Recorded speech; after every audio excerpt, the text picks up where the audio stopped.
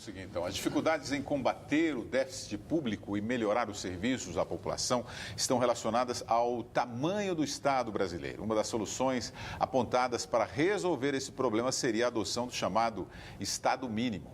Qual deveria ser o papel do Estado? Fornecer condições para que as pessoas desenvolvam as suas habilidades. Precisa focar bastante em saúde, porque os hospitais não estão com bom atendimento. Principalmente supervisionar o que está acontecendo no país. Os economistas são categóricos em afirmar que o Estado no Brasil é grande, pesado, caro e nem sempre eficiente. Por isso, críticos defendem uma administração pública mais enxuta. Segundo a tese do Estado mínimo, o setor público fica responsável por áreas como segurança, justiça, poder policial, saúde e educação. Outros serviços são concedidos à iniciativa privada e regulados pelo Estado. Hoje o Estado brasileiro faz de tudo e não faz nada direito. É preciso, tanto no plano dos municípios, quanto dos estados, quanto da União, que o Estado foque em educação, saúde e segurança. O poder público é mínimo em países como Chile, Estados Unidos e Inglaterra. A proposta de adotar as práticas do Estado mínimo é uma das bandeiras do pré-candidato à presidência pelo Partido Novo, João Amoedo. Ele é o convidado desta semana do programa Giro com William Correia.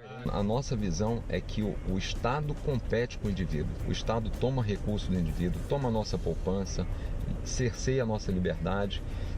Então o Estado é importante, a gente precisa de educação básica, a gente precisa de segurança. Educação, saúde, segurança, transporte. Transporte nem tanto, né? Mas educação, saúde e segurança.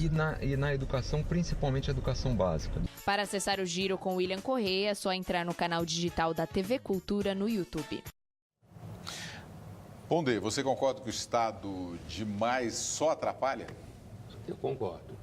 Você tem falado muito isso aqui no jornal. Sim, eu concordo. Eu acho que, é claro que você não pode passar de uma situação a outra em 5 minutos, né? Mas, assim, eu não tenho... E está diretamente ligado à matéria anterior, isso daí. Você tem isso que o Amoedo fala, que o Estado compete com você no Brasil. Qualquer pessoa que pense um pouco e queira sair um pouco da caixinha e pensar em termos de empreender ou ser responsável pela própria renda no Brasil vai descobrir que o Estado é seu inimigo. Ele existe para lhe perseguir, para destruir sua capacidade de investimento, de renda, de investimento, digo, no próprio negócio. Então, a ideia de que o Estado ele deve se ocupar de funções básicas, inclusive o Brasil faz muito mal. O Brasil tem um Estado gigantesco, inclusive com uma certa oligarquia interna que fala que serve aos mais pobres, independente de qual é o partido político, forma uma oligarquia, uma nomenclatura que diz que está ali para ajudar os pobres, certo? Mas o Brasil não faz nada direito em educação básica, não faz nada direito em saúde, não faz nada direito em segurança, não faz nada direito em infraestrutura e, no entanto, ele é gigantesco. Isso independe de partido político. Isso que eu acho interessante do discurso do Amoedo e de outros que levantam esse tema é que você tira governo, passa governo, vai um partido político, vai o outro. A mentalidade brasileira é uma mentalidade de que o Estado é aquele de quem você deve esperar resultados. Quando, na verdade, aí eu acho importante fazer comparativos, por exemplo, se a gente compara países como a Islândia, como a Suécia, países como a Islândia e a Suécia, que são países conhecidos por ter estados eficientes, você tem populações pequenas, homogêneas, que vêm de uma tradição luterana extremamente repressiva, extremamente comunitária, repressiva inclusive de consumo. Então não dá para comparar situações como estados escandinavos com o do Brasil. Então eu tenho a impressão, e é por isso que eu venho falando bastante, o Estado grande ele tem muito dinheiro na mão para corrupção, ele tem muito dinheiro na mão para barganhar com você, certo? E da onde ele tem esse dinheiro? Porque o Estado não produz dinheiro, ele tira dinheiro da sociedade. E à medida que ele vai tirando dinheiro da sociedade, ele vai empobrecendo e tornando a sociedade pouco competitiva. Então, eu acho que a ideia do Estado mínimo não é só uma questão econômica, ela é, antes de tudo, uma questão cultural. No Brasil, é uma forma de libertação. Seria. Olha, o Antônio Ferreira, saúde, educação e segurança, o resto o mercado e o Estado só regulariza e fiscaliza. O Rogério Riso, quem defende o Estado mínimo não usa o SUS, não precisa se aposentar de segurança. Na verdade, né? na verdade, o próprio Amoedo falou isso, precisa de saúde, segurança e educação. Que ele falou. Vamos lá, Lacerda, qual deve ser o tamanho do Estado, Lacerda? Então, entre o Estado mínimo e o Estado máximo, eu diria que existe o Estado necessário. Né? E qual é o Estado necessário? E, nesse sentido, ele se conflita com uma visão simplista. Não estou dizendo que ninguém aqui defendeu essa visão. Uma visão simplista de que o Estado pode se eximir de algumas responsabilidades.